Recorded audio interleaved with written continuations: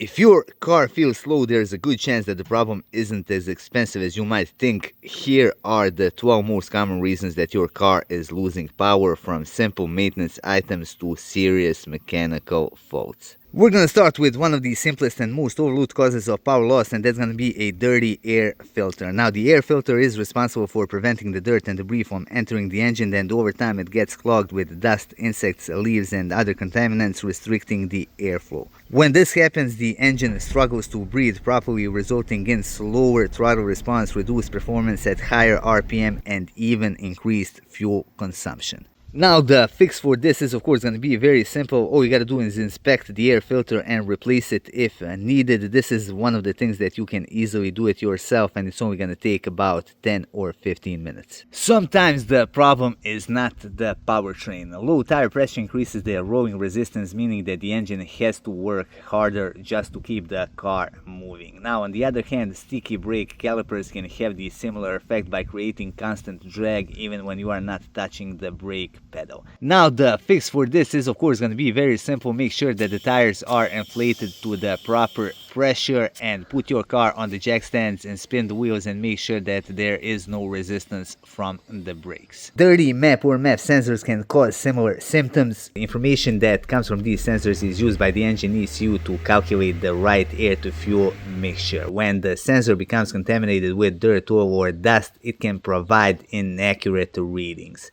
This often leads to poor fueling, hesitation during acceleration, reduced power, and sometimes rough engine operation. Now, the fix for this is going to be very simple. Just use dedicated sensor cleaner and clean the sensor thoroughly.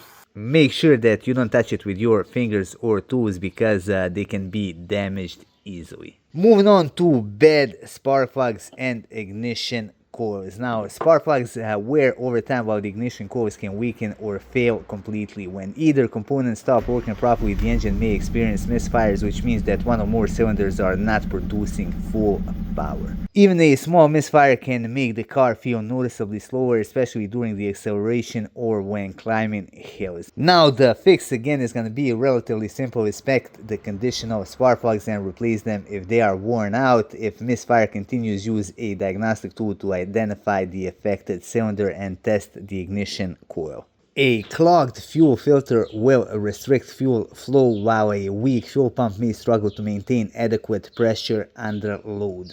At low speeds, the car may seem perfectly normal, but once you accelerate hard, the fuel delivery becomes insufficient. This can result in hesitation, poor acceleration, reduced top speed, and in some cases, engine stalling.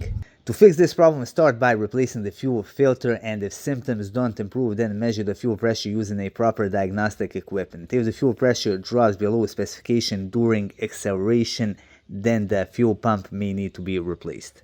Now, the EGR can again cause the same symptoms. It basically works by redirecting a portion of exhaust gases back into the intake system. Now, when carbon deposits build up inside the valve, it can cause it to stick open.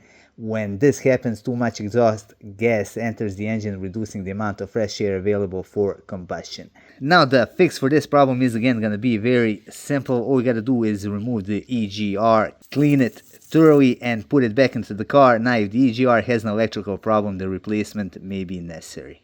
Moving on to the exhaust restriction, the clogged catalytic converter, or DPF. If one of these things becomes clogged, the exhaust flow is restricted and back pressure increases. This makes it much harder for engine to breathe, especially at higher RPM, and we're gonna again get the same symptoms of poor acceleration, reduced top speed, increased fuel consumption, and difficulty reaching high revs. Now, to fix this problem, you're gonna have to use a diagnostic tool to check the state of the DPF filter, and if you are lucky, you're gonna be able to get by just with the DPF regeneration.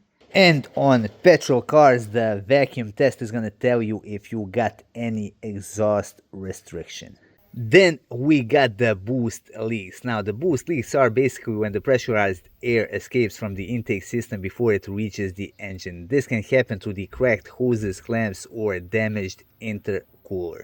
Now, even a small leak can cause a noticeable power loss because the engine is not receiving the boost pressure as it expects, and it can usually manifest through poor acceleration, excessive turbo lag, as usual hissing sound under acceleration. Now, the solution for this is again going to be very simple. All we got to do is inspect all of the intercooler hoses and clamps, but the best thing you can do is the smoke test. Carbon deposits are becoming increasingly common on modern direct injection engines. Because fuel no longer washes over the intake valves, the carbon accumulates over time and it restricts the airflow into the cylinders.